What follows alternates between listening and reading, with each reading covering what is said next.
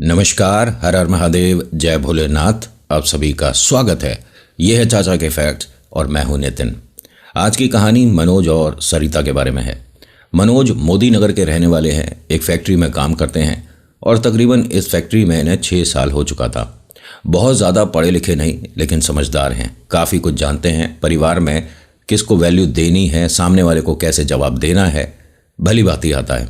इंसान बड़ा प्यारा है, यारी दोस्ती बहुत बड़ी। ये मानो कि मोदी नगर में इनकी उम्र का हर शख्स इन्हें तो जानता ही है।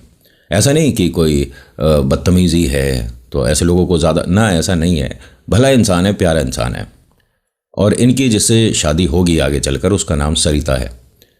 देखिए, कभी कभी ना ऐसा होता है कि जैसे जॉइंट फैमिली में, परिवार में मतलब सब लोग रह रहे हैं, तो बाहर से तो सभी लोग बड़े प्यारे लगते हैं, एक दूसरे की कद्र करते हैं, एक दूसरे की बात का मान सम्मान करते हैं, वैल्यू देते हैं। जो कोई कुछ कह रहा है तो उसकी बात सुनी जाती है, ऐसे नहीं कि फ़ोन में लगे हुए हैं तू बोलता रहे।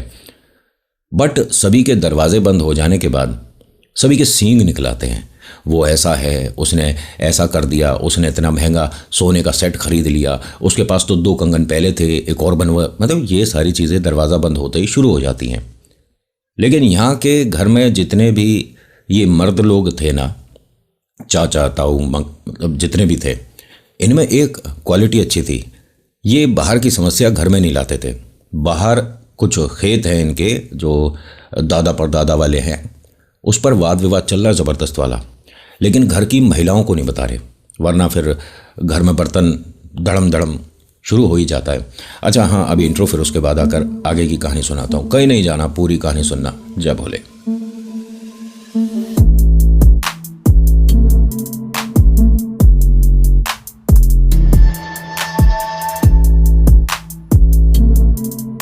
कहानी शुरू करने से पहले आपसे रिक्वेस्ट है, नीचे हमने बहुत सारे बटन लगवाए हैं। ये सिर्फ लटकाने को नहीं है, ये दबाने को भी हैं। अभी आपके चेहरे पे हल्की फुल्की मुस्कुराहट आई थी, ऐसे ही रहा करो पूरे दिन, ज़्यादा अच्छे लगते हो, क्योंकि डरा तो मैं दूंगा ही। नाम मनोज है, घर परिवार में सभी की कुछ ज़्यादा ही कद्र और वैल्यू करने वाला आदमी। किसी से कभी ऊँची आवाज़ में भी बात नहीं करी, कभी अपनी बात अगर गलत नहीं तो दबते भी नहीं। मनोज मोदी नगर में रहते हैं, पूरा परिवार मतलब, और 3 महीने बाद इनकी शादी सरिता से तय होएगी। अभी पहले घर का माहौल सुनो। एक बार की बात है, जब ये मनोज अपने माता पिता, अपने बड़े भाई भाभी के साथ बैठा खाना खा रहा था और प्लान हो रहा था कि कौन कौन चल रहा है। सरिता के घर जाना था उन्हें देखने के लिए। होता है, आज भी होता है, लड़के वाले आते हैं, लड़की वाले फिर आसपास लड़के वाले के बारे में पता करते हैं। लड़का कुछ खाता पीता तो नहीं है, पीता खाता पीता, समझ रहे हो ना। वो तो बाद में सींग निकलते हैं धीरे धीरे कि कौन खाता और कौन पीता। शुरुआत में तो सभी एकदम सुंदर सुंदर खरगोश के बच्चे लगते हैं। होता क्या है कि मनोज को इनके ताई जी ने आकर हाथ में एक कड़े जैसा कुछ पहनाया और एक धागा बांधा और सिर पे हाथ रखा और कहा कि जा खुश रह। कितनी देर का काम था? 10 सेकंड का। मनोज ने पूछा, ताई जी ये क्या है? ताई जी ने कहा, अरे मतलब आगे अब तेरा वक्त बदल रहा है ना, बिटिया के जिनके घर जा रहे हो। देखो, ऐसे में मीठा खाया जाता है, रास्ते बदले जाते हैं, नहर पार होगी तो मैं चिंतित होती हूँ। ये जो ताई है ना, ये घर में मतलब सभी की बहुत ज़्यादा परवाह कर रही है। बेटा ये अपने पास रख के सोना, बेटा ये, मतलब उनका दिमाग इस चीज़ में ज़बरदस्त भी चलता है और हाँ, वो चीज़ें जानती भी हैं। आसपास के लोगों को हल्की फुल्की नज़र लग जाए, कोई चपेटे में आ जाए। चपेटे में आना समझते हो ना, कि आपका किसी उतरे हुए टोटके पे पैर पड़ गया, समझ गए। चौक चौराहे पर किसी ने कुछ रखा है, उसको किसी ने पार कर दिया, उस पर किसी की नज़र पड़ी, यानी वो टोटका अब हो चुका बराबर जिस पे जाना था। लेकिन उससे कोई झलक, कोई चपेट आप तक आ जाएगी। अगर आपका खून पतला है या आप डेट के आसपास, तो ये चीज़ें असर करती है। इनका उतारा बहुत आराम से हो जाता है, 1-2 बार के झाड़े से ही नॉर्मल हो जाता है। और अगर आप झाड़ा कहीं जहाँ लगता है नहीं जानते कैसे जाना है, तो मैं आपको पहले ही बता चुका हूँ, एक बार फिर बता देता हूँ। 5 सूखी लाल मिर्च लेकर अपने सिर से उतार कर घर के बाहर जला देना, और जो उसके एशेज़ बचेंगे, ठीक है, उन सभी को इकट्ठा करके एक बहते पानी में छोड़ देना। बात ख़त्म, तुम पे से समस्या हट गई। और ये चीज़ तुम हफ्ते में एक बार कर लिया करो। आज की डेट में नहीं पता कौन आपके व्यापार, काम, आपके चेहरे को, आपके पता नहीं किस चीज़ को बुरी नज़र से देख रहा है। समझ रहे हो? तो वो टोटका, वो टोक या चपेटा कुछ भी लग जाता है तो उसे हटाने का बहुत सरल आसान तरीका बता रहा हूँ। और ये प्लीज़ घर में मत करना। बहुत से लोग हैं कि भाई हम अपार्टमेंट में रहते हैं, हम तो कमरे के अंदर ही कर देंगे। क्यों भाई? बालकनी होगी ना, अपार्टमेंट में भी तो बालकनी मिलता है ना, तो बालकनी में कर दो। और प्लीज़ आपसे रिक्वेस्ट है कि वो जो जल जाएगा, एशेस जो बचेंगे, उसे ऊपर से ऐसे मत उड़ा देना कि हम तो बहुत ऊपर रहते हैं 10वें माले पे, किसी को क्या पता पड़ रहा है। और किसी को पता पड़े ना पड़े, जिसको नहीं पता पड़ना चाहिए उससे पता पड़ गया ना तो तुम्हारा पता नहीं चलेगा कि किधर से क्या पता आता, पता ऊपर से उड़ा देंगे। आई होगी दिमाग में तुम्हारे, सब पकड़ लेता हूँ मैं। होता क्या है कि मनोज सरिता को देखने के लिए और परिवार के साथ जाते हैं। ये इनको जो मोदी नगर की कोई इन्होंने बताई है नहर है, नहर पार वो बिटिया रहती थी, मतलब सरिता और उसका परिवार। तो वहाँ से जब वापस आ रहे थे, वहाँ पहुँचे। सरिता बहुत प्यारी है, सुलझी हुई है, पढ़ी लिखी है। मनोज से तो भैया बहुत ज़्यादा पढ़ी लिखी है। मनोज ने मानिए 10वीं करी है, तो सरिता तो फाइनल ईयर में है। और उसे कोई प्रॉब्लम नहीं हुआ। सरिता को मनोज का व्यवहार बहुत पसंद आया। मनोज उन्हें दिखने में बहुत प्यारे लगे और मनोज को उनका परिवार और सरिता दोनों अपने परिवार जैसे ही लगे। सीधे साधे प्यारे सच्चे इंसान हैं। शादी तय हो जाती है। मतलब पंडित जी से बात करी। ये बीच का मैंने बहुत सारा पार्ट हटा के आपको, वरना होता ना नितिन 2 पार्ट में जा रहे हो, 3 में जा रहे हो। आज नितिन कहीं नहीं जा रहा है तो तुम भी कहीं नहीं जाओगे। एक ही पार्ट में है तो चिपक के बैठे रहो मेरे साथ, मतलब सुनते रहो। यहाँ सरिता के लिए मनोज और उनका परिवार कुछ गिफ्ट्स वगैरह लाए थे जो अपनी बहू को, होने वाली बहू को ऑफ कोर्स पहनाना था।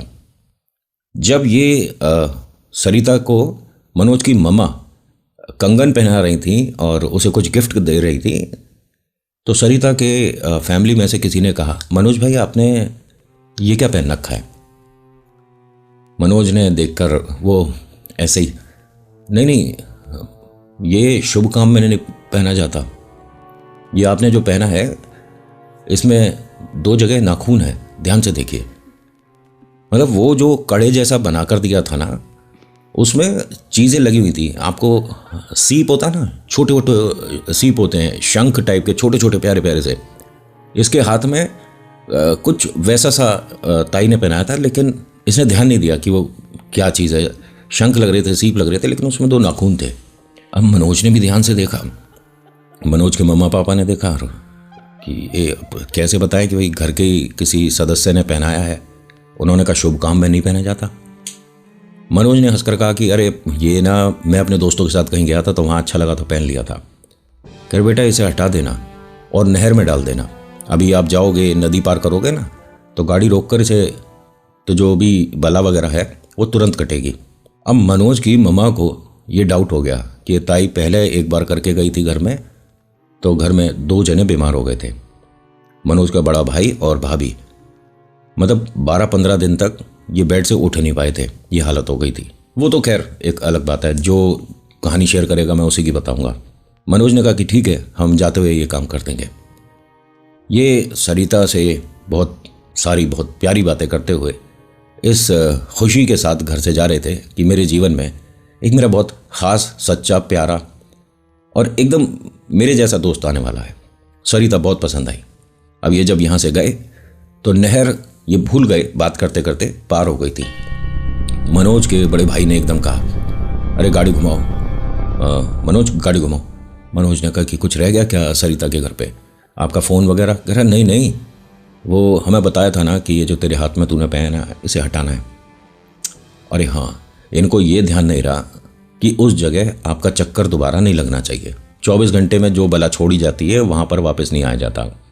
सुना होगा आपने कि ये चीज़ कहीं छोड़ देना और पलट कर मत देखना। इन्होंने मूर्खता कर दी। इन्होंने पहली बात, उस कड़े को जब फेंका तो वो पानी में गिरा ही नहीं था, वो वहीं किसी चीज़ से टकरा कर उधर ही गिरा। दूसरी बात, आगे से यू टर्न करके फिर से उधर ही आ रहे हैं। तुम तो उसके डबल चक्कर में आ गए। और नहर पर पड़ा हुआ डबल चक्कर लगने पे जो चीज़ छोड़ी गई है उसके साथ 4 और आती है।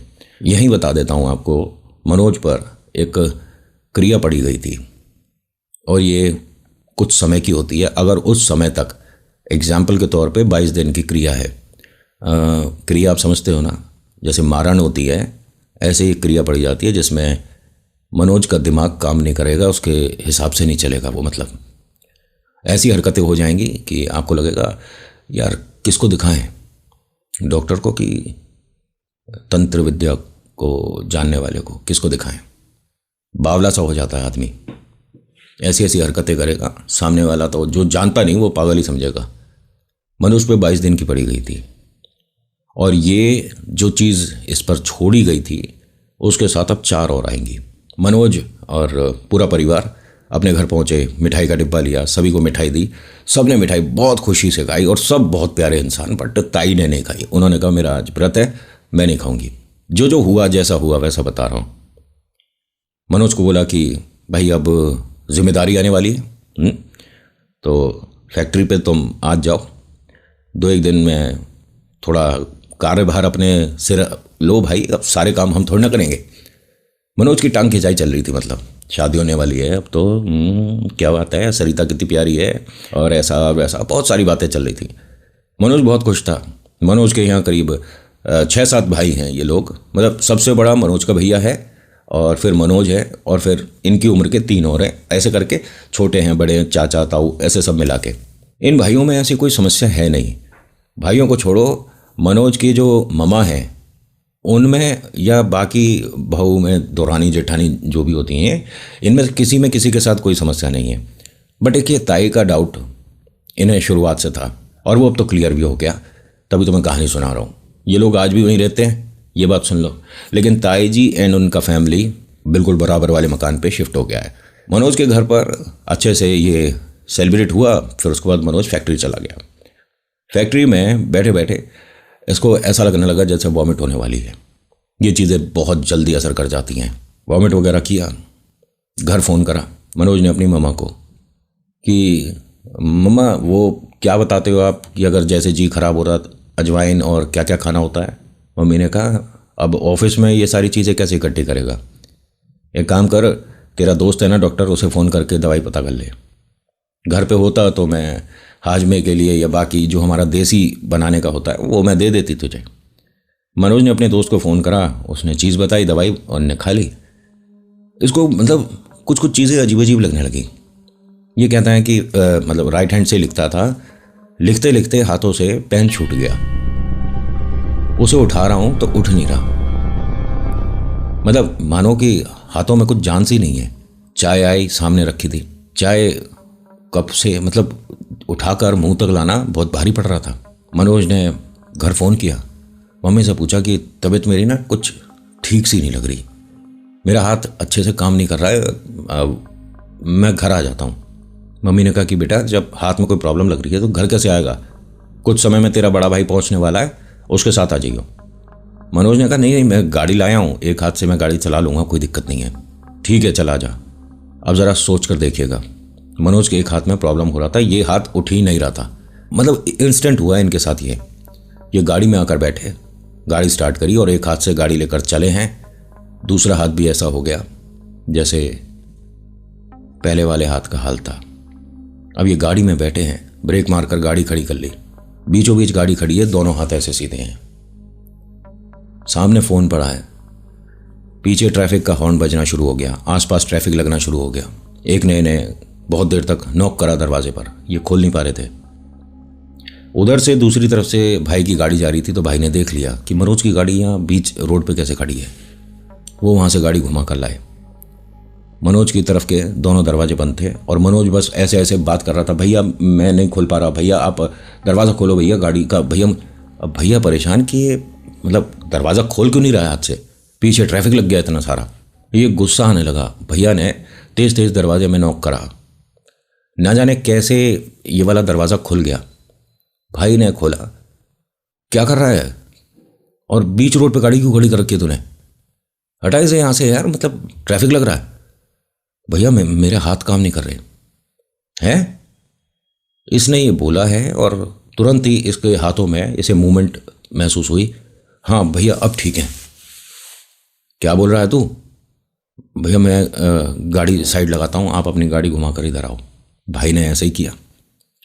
छोटे भाई ने, मनोज ने मतलब सारी बातें बताई कि ऐसा ऐसा मेरे साथ हो रहा है। पहले सीधे हाथ की उंगलियां काम नहीं कर रही थी, फिर हाथ काम नहीं कर रहा था, गाड़ी में बैठ के चलाऊँ, मम्मी ने कहा घर आ जा, अब मेरा ये हाथ भी काम नहीं कर रहा था। भाई ने कहा कि एक काम कर, सीधा चल मेरे साथ। यहाँ एक मौलवी था जिसके पास ये सबसे पहले गए, जो झाड़ा लगाता है, इनकी फैक्ट्री के पास ही रहता था। उन्होंने झाड़ा लगा दिया कि भाई अगर कोई प्रॉब्लम है, ठीक है, कि कोई चपेटा है तो ये चीज़ें हट जाती हैं, ऑफकोर्स हटती हैं। ये गाड़ी में बैठ कर चले। मनोज को फिर से वैसे ही वॉमिट का सा होने लगा। मनोज ने कहा कि भैया मैं गाड़ी ना चला पा रहा, गाड़ी साइड कर रहा हूँ, मुझे तू घर छोड़ दे। उसने कहा ठीक है, फिर फैक्ट्री लगा दे गाड़ी। अब मनोज जैसे तैसे करके फैक्ट्री लगाता है। मनोज का बड़ा भाई उसे गाड़ी में बिठाकर घर तक लेकर आता है। माता जी को सारी बात बताई कि ऐसे ऐसे हमने मौलवी से झाड़ा तो लगवा दिया था। अब इन्हें नहीं पता था कि ये सारी चीज़ें उल्टी पड़ रही हैं। इस पे 4 चीज़ थी, वो 4 की 6 हो गई। जहाँ ये झाड़ा लगवाने गया था, जहाँ आप ऐसी जगह जाते हो, आपका खून पतला है, तो कोई चीज़ अगर किसी की छूटी हुई तो वो आप पर आ जाएगी। समझ रहे हो? 4 से अब इस पे 6 है। मनोज को कहा कि तू यहीं लेट जा। मनोज उठे और फ्रिज के ऊपर जो मिठाई का डिब्बा रखा है उसमें से एक बर्फी निकाले, खाए, फिर लेट जाए। 2 बार हो गया, 3 बार हो गया, बस बेचैनी सी हो रही है।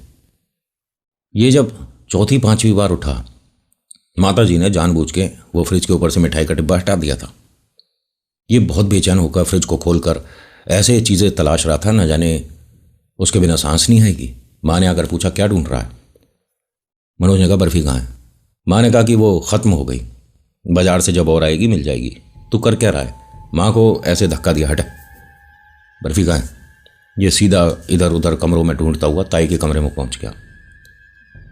ताई ने ऐसे कहा बैठ जा, ज़मीन पे बैठ। उसे ज़मीन पे बिठा लिया। क्या खाएगा? बर्फी कहाँ है? बर्फी लाती हूँ तेली बर्फी। ताई ने अपने हाथों से बर्फी से खिलाई। ठीक है, तू जा कमरे में जाके सो जा। मनोज यहाँ से उठा और सामने खिड़की से मनोज की मम्मी देख रही थी कि क्या हो रहा है।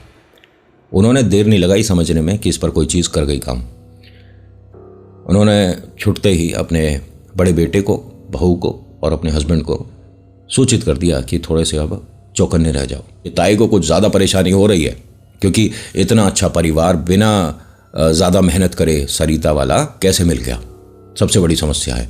अब ये मनोज पर रोज़ कुछ ना कुछ पड़ रही थी और मनोज को रोज़ ये लोग अस्पताल लेकर जाते थे, दिखाते थे, सारी चीज़ नॉर्मल आती थी, घर आ जाते थे। घर में आके मनोज को डर लगने लगता था। आंखें बंद करेगा तो डरावने सपने आते हैं। आंखें खोल कर कहता है वो जो सामने औरत बैठी है से हटाओ, सामने कोई नहीं बैठा। करवट लेते के साथ ही एकदम सीधा बैठ जाता है कि ये भाई साहब कौन सो रहे हैं? वहाँ कोई नहीं सो रहा। मनोज को चीज़ें दिखनी शुरू हो गई। 1 महीना बीत गया। मनोज जो आप मानकर चलो 80 किलो या 75 किलो के आसपास के थे, वो 55-56 के रह गए। घर में चिंता बढ़ गई और इन्होंने लोगों को दिखाना शुरू कर दिया। ये जिसके पास जाते हैं वो हाथ जोड़ देता है, नहीं जी हम नहीं कर सकते। मौलवी के पास गए, मौलवी ने कहा कि हाँ जी हो जाएगा। और एक, अब पता नहीं आप लोग क्या बोलते हो, इन्होंने जैसे बताया काली मस्जिद सुना होगा, अगर नहीं सुना, मनोज जैसा तुमने बताया वही कर रहा हूँ। वहाँ एक बहुत ज़्यादा फेमस मौलवी थे जिन पे कोई कृपा थी। मनोज के मम्मी पापा कहते हैं कि जब उसने ये कहा हाथ जोड़कर कि ये नहीं जाएगा मेरे से, क्योंकि मनोज जब तक शांत बैठा रहा, जब तक मौलवी अपनी चीज़ें पढ़ता रहा, लेकिन उसने जैसे ही पूछा कि तू कौन है, मनोज ने ऐसे गर्दन पकड़ के उठा दिया था उसे। मनोज के बड़े भाई ने और पिताजी ने हाथ वाथ छुड़वाया उसे। फिर मौलवी ने बोला था कि मेरे से क्या किसी से नहीं जाएगी, और इस पर एक चीज़ नहीं है, इस पर 9 चीज़ आ चुकी हैं। पूछा कि किसने किया है, उन्होंने कहा कई चीज़ें हैं, क्रिया भी पड़ी हुई है इस पे। तो मनोज के बड़े भाई ने कहा कि इसके 1 महीने बाद शादी है, सरिता नाम की हमारी गुड़िया है, वो आ रही है घर में। उन्होंने कहा शादी नहीं, तुम क्यों, इसके पास तो कितना समय है नहीं पता, उस बिटिया की ज़िंदगी क्यों बेकार कर रहे हो? ये यहाँ से सीधा सरिता के घर पहुँच गए। उससे कहा कि बेटा शादी नहीं हो पाएगी और आप कहीं और देख लेना। माता पिता मतलब सभी लोग आए थे। बहुत शॉर्ट में बता रहा हूँ, वो होता है ना कि नितिन वरना इतनी लंबी जा रही है, तो 2 पार्ट में चला गया, 3 में चला गया, इसलिए बहुत सारी बीच की हटा रहा हूँ। सरिता की मम्मी पापा, उनके घर के लोग इन चीज़ों को मानते थे। उन्होंने कहा एक बात सोचिए, अगर मनोज पर कोई प्रॉब्लम शादी के बाद आई होती तब क्या होता? तब भी आप यही कहते? या सरिता पर कोई प्रॉब्लम आती तब भी आप लोग पीछे हट जाते? सरिता सिर्फ तेरा डिसीजन है, तू मनोज को पसंद करती है, शादी करनी है, और अभी उस पर जो सिचुएशन है उसके बावजूद तो बता, मना करनी है तो बता। मनोज चुपचाप बैठा हुआ था, कोई हरकत नहीं कर रहा था। वो मतलब उसका शरीर देखकर लग ही नहीं रहा था कि मनोज है। पहली बात, उसका कॉम्प्लेक्शन पहले फेयर था, अब हल्का सा सांवला हो चुका था। सरिता ने कहा कि मैं शादी करूंगी, इनके साथ जो भी समस्या है कोशिश करेंगे मिलकर उससे बाहर आ जाए, और मैं मनोज जी के लिए भैरव बाबा का धागा बनवा कर लाऊंगी। भैरव बाबा का धागा अगर किसी मैं आपको कैसे बोलूं, पंडित जी ने पढ़कर आपको दे दिया तो आप पर टोटके नहीं हो सकते। क्लियर बोल रहा हूं, नहीं हो सकते। और भाई साहब, ये पैर में नहीं पहना जाता, बेवकूफ़ी कर दोगे अगर पैर में पहन लिया। तुम पे इतनी अला बला पता नहीं कितनी चीज़ें लग जाएंगी ना, समझ नहीं आएगा। और कर्जा तुम्हारे सिर पे इतना होगा कि सामने से तो अपने आप को रईस दिखाते फिरोगे। खाते के बारे में, बैंक अकाउंट के बारे में तुम्हें बहुत पता होगा। फिर मैं सही बता रहा हूँ, ये जो उधार वाले रईस होते हैं ना, ये रईस नहीं होते हैं, ये कुछ समय के अमीर होते हैं। रईस और अमीर में फ़र्क होता है। होता क्या है कि यहाँ मनोज को सरिता ने मना नहीं किया। मैं इनसे शादी कल भी कर रही थी, आज भी करूँगी, मैं इन्हें नहीं छोड़ूंगी। मनोज को ये बात सुनकर बड़ा अच्छा लगा कि मतलब इसके पास पूरी चॉइस है मुझसे शादी ना करने की। भाई मेरी हालत नहीं है ऐसी, वो जानता है कि उस पर प्रॉब्लम है। सरिता ने कहा कि मैं शादी 100% करूँगी, और कार्ड वगैरह छप चुके हैं, शादी भी उसी दिन होगी। मनोज घर आया, और ये ना बहुत ज़्यादा बात वगैरह जो करता था ताई से करता था, और अपने बड़े भाई से, मम्मी पापा या भाभी या घर में किसी और से नहीं। बड़े भाई को उसने बताया कि भैया तू बस मेरे कंधे वाला उतार दे, जो मेरे कंधे पे बैठा है ना, बस इसे उतरवा दे, इसकी वजह से मेरे से उठा बैठा ना जाता। भाई ने कहा मतलब? कर भाई, मेरे ना कंधे पर एक आदमी बैठा है, बहुत भारी वजन का है, उसका सिर ना है। मैं 2 बार 3 बार उसे कह चुका हूं, वो हट नहीं रहा। अब इस बात का क्या जवाब दोगे जब कोई दिख नहीं रहा मनोज के ऊपर कंधे पर बैठा हुआ? बड़े भाई ने कहा कि सुन, हम आज शाम को किसी के पास जाएंगे, मैं तेरे को ठीक करवाऊंगा भाई। ये मोदी नगर से गाजियाबाद आए। गाजियाबाद में कोई जगह बताइए, विजयनगर, वहाँ कोई हैं, और मतलब सिंगल मदर हैं, और वो ये चीज़ें करती हैं। उनके पास गए तो दरवाजे पर रोक दिया। कहाँ ला रहा है इसे, कौन है ये? जी मेरे भाई का नाम मनोज है, और मैं सूरज हूँ, इसके साथ ना कुछ 1 मिनट, अंदर आने की ज़रूरत नहीं, बाहर निकलो यहाँ से। अरे आप सुनिए तो सही, अरे क्या चीज़ लेकर चल रहे हो तुम अपने साथ? यहाँ बाकी लोग भी बैठे हैं, मैं नहीं कर सकती। उन्होंने दरवाजे से अंदर एंट्री नहीं करने दी। बहुत सुना था उनके बारे में।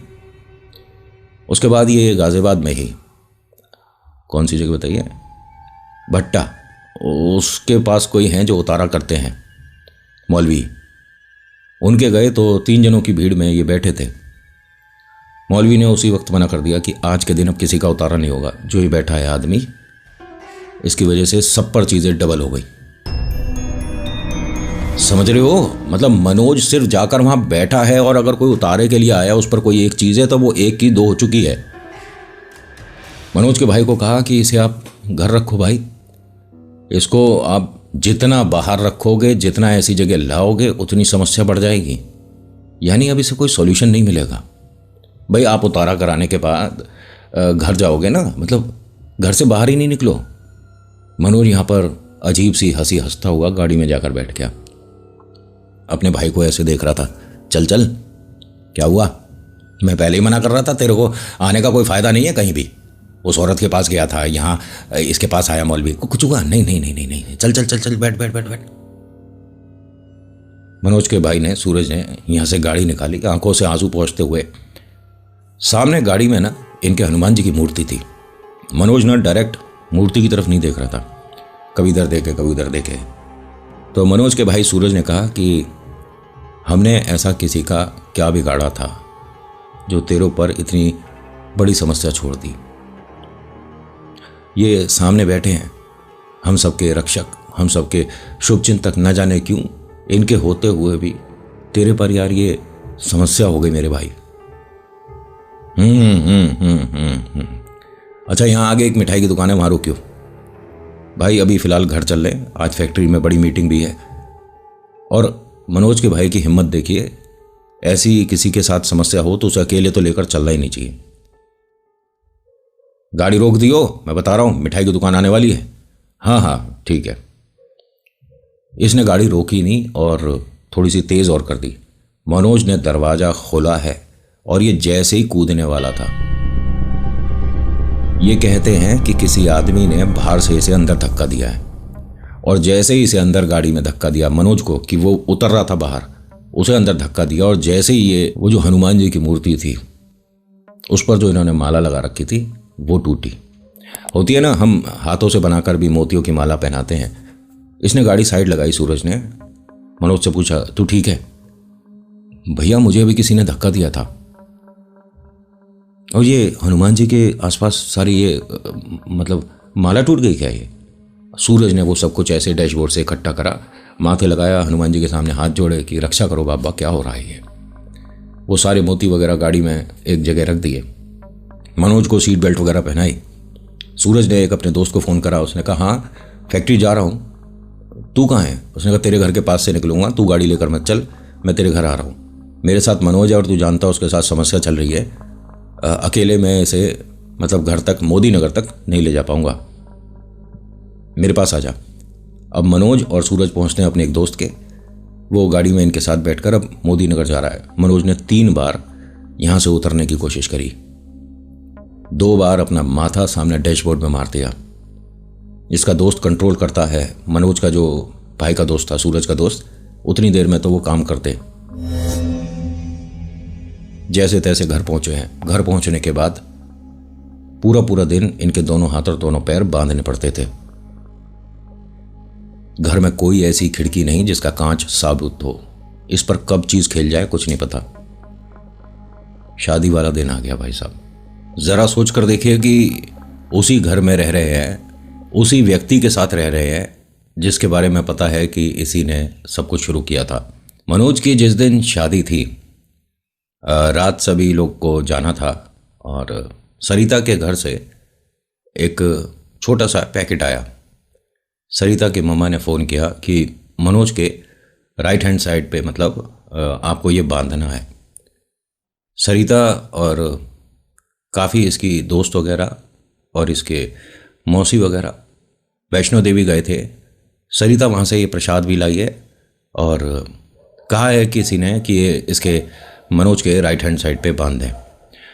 अब एक बात सोच कर देखिए, भगत फेल, मौलवी फेल, बड़े बड़े उतारा झाड़ा करने वाले फेल, जब सभी को हर तरफ से ये एक्सपीरियंस कर चुके हैं, तो सिर्फ ये धागा बांधने से क्या हो जाएगा। वो जो धागा इन्हें दिया गया था, उन्होंने फ़ोटो भी भेजा, यही था सेम जो मैंने पहन रखा है, बट ये अलग जगह का है।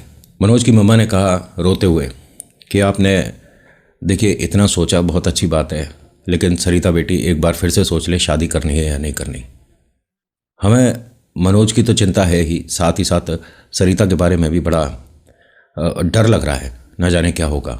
ये पूरे पूरे दिन नॉर्मल रहता है, कब इस पर कौन सी चीज़ आ जाए कुछ नहीं पता चलता। और आपको देखकर अजीब लगेगा थोड़ा सा, ये ऐसे मतलब उन्होंने बताया कि झुक कर चल रहा है, इसके ऊपर वज़न बढ़ रहा है। हमें बिल्कुल नहीं समझ आ रहा। मनोज नॉर्मल लोगों के साथ बैठा बात कर रहा है। मनोज को अभी ये चीज़ नहीं पता थी क्यों आया, किस लिए आया, कहाँ से भेजा गया है।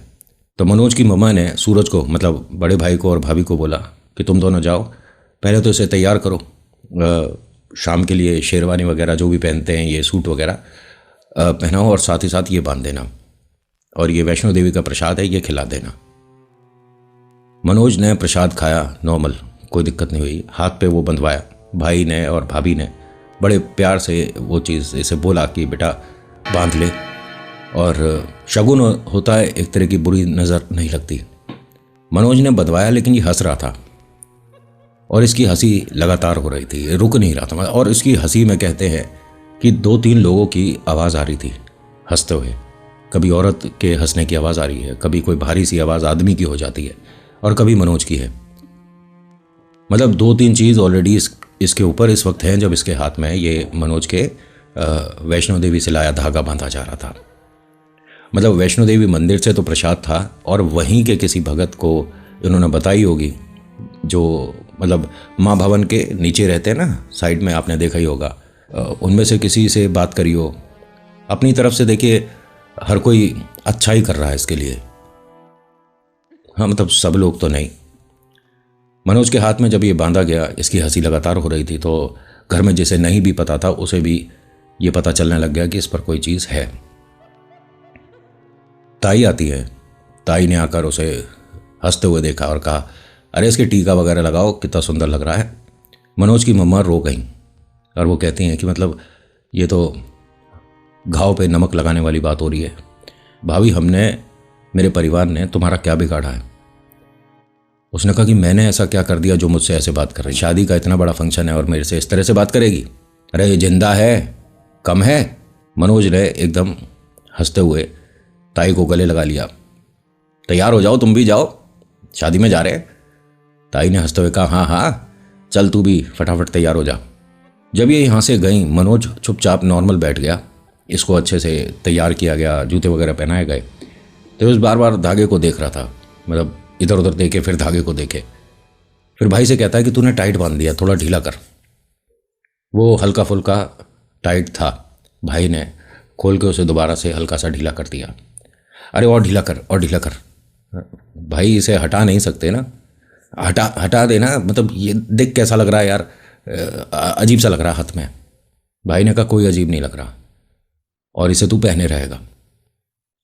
ये ना अपने आप मनोज इस धागे को हटा नहीं पा रहा था। खोलने को अभी खोल दे, एक हाथ से खोलने में कितनी दिक्कत है, लेकिन खोल नहीं पा रहा था। ये मनोज की जो भाभी है ना, उन्होंने देखा। जब सब लोग तैयार हो गए, मनोज कहता है मैं ज़रा वॉशरूम होके आ रहा हूँ। ये वॉशरूम गया और वहाँ से सीधा रसोई में गया। वहाँ से चाकू उठाया, इस धागे पे लगाया और काटने की कोशिश कर रहा है, लेकिन कट नहीं रहा। अब मूर्खता देखिए, धार वाली साइड को पकड़ रखा है और जो हैंडल होता है उससे काट रहा था। दिमाग नहीं चल रहा। भाभी ने आकर ये छुरी साइड में रख। अरे भाभी ये थोड़ा सा कंफर्टेबल नहीं था। हाँ हाँ ठीक है, रखते। फिर इनकी भाभी ने सूरज को भी बताया कि कुछ तो बात है, माँ का आशीर्वाद ऐसा है कि ये चीज़ें चाहते हुए नहीं कर पा रहा है, जो इसके लिए ठीक नहीं है, समझ रहे हो। ये धागे को जो काट रहा था, नोक वाली साइड को पकड़ रखा था और वो जो डंडी होती है लकड़ी की सी, उससे धागे को काट रहा था। सूरज ने कहा कि मैं तो चाहता हूँ कि माँ भवानी के आशीर्वाद से ही सब कुछ ठीक हो जाए। शादी होती है, कोई प्रॉब्लम नहीं हुआ। शादी होने के बाद जब ये घर आई, सुबह सभी लोग बैठे थे, वो दिखाई वगैरह जब चल रहा था, उसके बाद चाय वगैरह पी ली, तो मनोज और सरिता एक सोफे पे बैठे थे। बाकी सब घर वाले आकर इन्हें तोहफा दे रहे थे। मनोज ना सरिता से आंख नहीं मिला रहा था। ध्यान से सुनना, इसने एक सेकंड के लिए भी सरिता की तरफ देखा नहीं, बात भी नहीं कर रहा है। वो कुछ बोलती है तो बस इधर उधर देखने लग जाता है।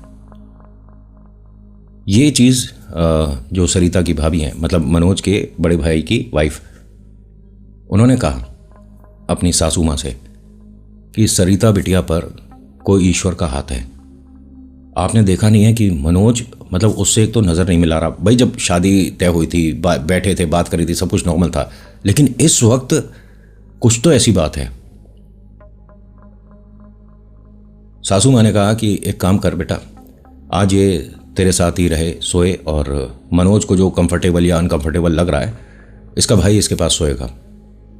ऐसा ही हुआ, जैसा हुआ वही मैं आपके साथ बता रहा हूँ, ठीक है। सरिता रात तकरीबन 2:30 पौने 3 बजे आंख खुली थी और कुछ बोलने लग गई। सरिता की जो भाभी हैं जो साथ सो रही थी वो घबरा गई। भाई घर में ऐसा कुछ चल रहा हो तो लगेगा ना इस पर भी कोई चीज़ आ गई है, और जिससे शादी हुई है उस पर 10 चीज़ें हैं। सरिता कुछ बोलने लग गई और वो बार बार बीच बीच में वैष्णो देवी बोल रही है, माँ वैष्णो देवी, और फिर कुछ बोलती है, फिर माँ वैष्णो देवी। ये तुरंत गई अपनी सासू को जगा कर लेकर आती हैं और कहती है कि देखो ये कुछ बोल रही है। तो ये कोई नाम बोल रही थी, मतलब एग्जाम्पल के तौर पे महेश, ठीक है, महेश, और फिर कुछ करके बोले, फिर महेश करके फिर कुछ बोले, और फिर वैष्णो देवी। ये समझ नहीं पा रहे थे। सूरज को बुलाया गया, सूरज के पिताजी भी आ गए थे। सिर्फ ताई को छोड़ के काफ़ी लोग यहाँ थे। सरिता को झंझोड़ कर उठाया गया। वो एकदम उठती है, हाँ हाँ जी, हाँ जी बेटा तू ठीक है। ये बोल नहीं पाई ढंग से, इसे पानी वगैरह पिलाया गया। 8 गिलास पानी पिया। कितना? 8 गिलास। ये बार बार कहती है और एक भारी सी आवाज में बोलती है कि प्यास लग रही है, पानी पिला, प्यास लग रही है, पानी पिला। ये मतलब बेड को नाखूनों से खुरच रही थी। सबको पक्का लग गया कि इस पर कोई हवा आ गई। लेकिन अगर किसी पर कोई समस्या है तो वो ईश्वर का नाम नहीं लेगा, कुछ भी बोलेगा। वो जय वीर बालाजी महाराज, नमः पार्वती पते, हर हर महादेव, कुछ बोले ना, मतलब ही नहीं है, उसके बस की बात नहीं है। लेकिन ये क्या बोल रही है? कोई नाम बोलती है और फिर कहती है जय माँ भवानी, जय वैष्णो देवी। ये कुछ नहीं समझ पा रहे थे। रात ऐसे ही निकल गई। इसके पास ही बैठे रहे सभी लोग।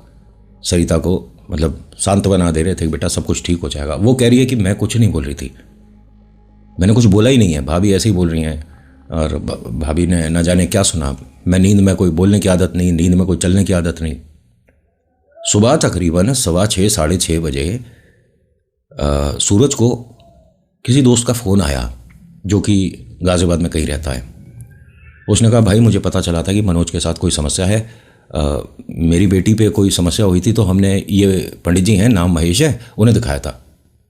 क्या नाम है? महेश नाम है। और बड़ी सी उम्र के नहीं है कि कहीं तुम सोचो कि 55-50 के आसपास हैं, लेकिन उस पर कोई कृपा है यार। उस पर सीधा हाथ है माँ भवानी का। 1 मिनट, किसका हाथ है? कहें वैष्णो देवी, वो तकरीबन 9 साल रहे हैं और वो जन्म ही उनका वहीं हुआ है। नाम बता। महेश नाम है। और तू कहे तो मैं पंडित जी को ला सकता हूँ।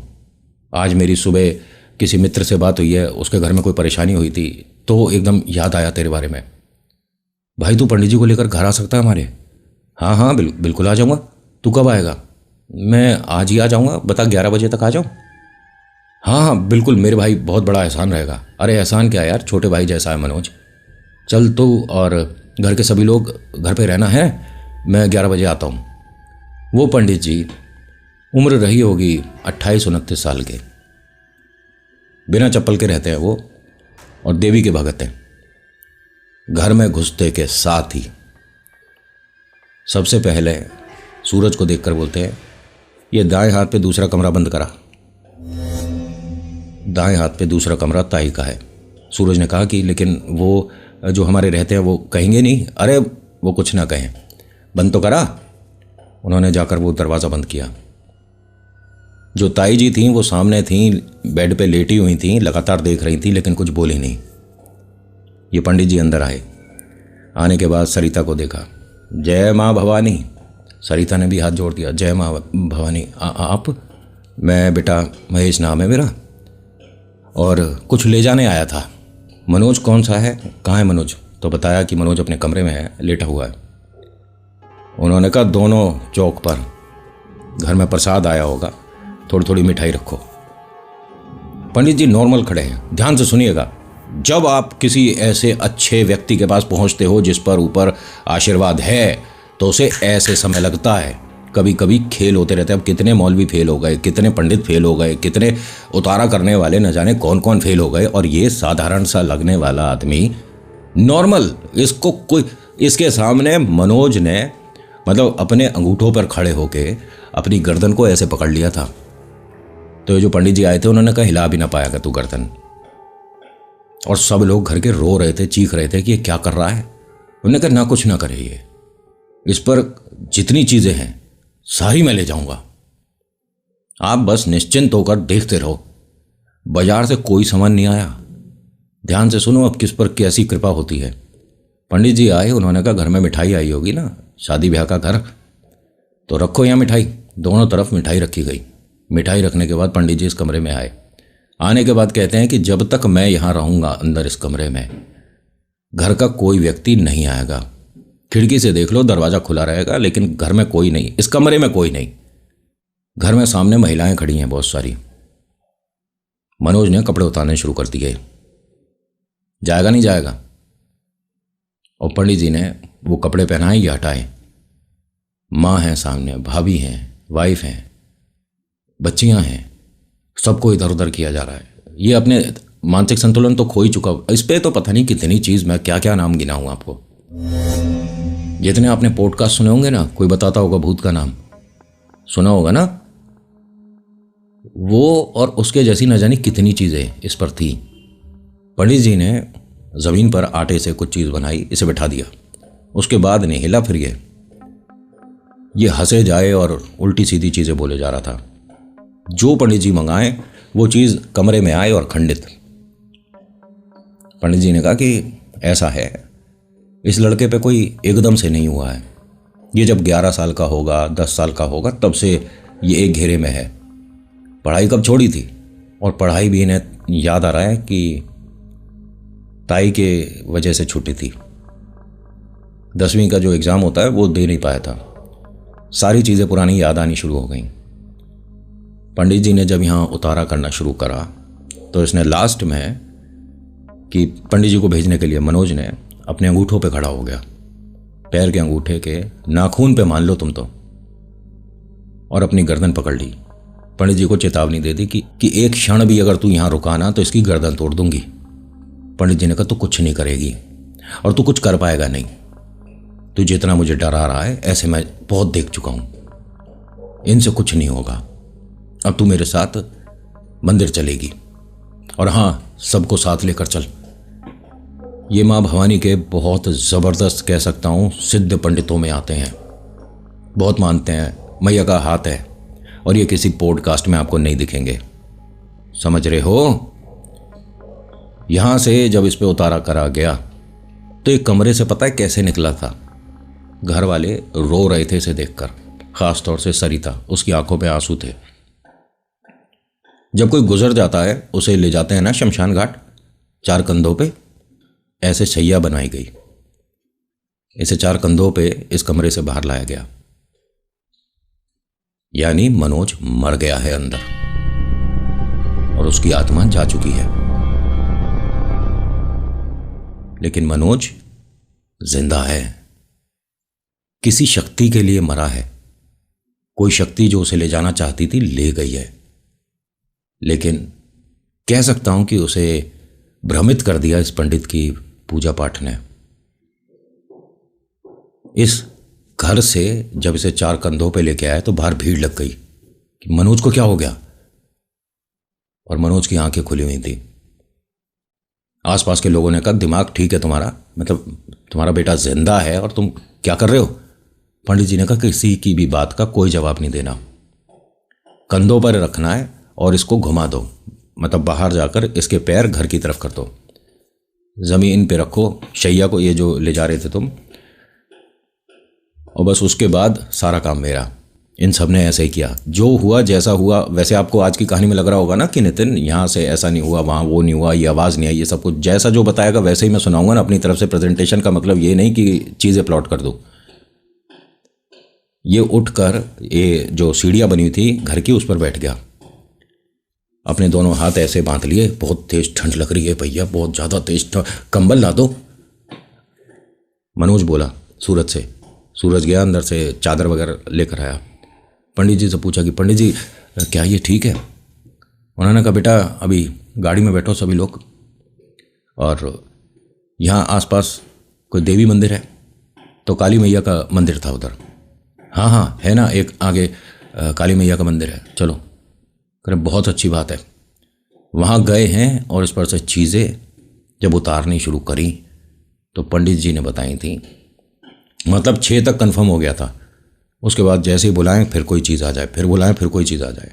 पंडित जी कहते हैं कि मैं पहली बार देख रहा हूँ कि किसी एक पर ये 10 चीज़ें थी, और 10 में एक तो ऐसी थी जिसके साथ 8-9 हमेशा होते हैं। उसे तो काउंट ही नहीं कर रहा, उसे मैं एक में बता रहा हूँ, यानी 17-18 तक चले जाओ।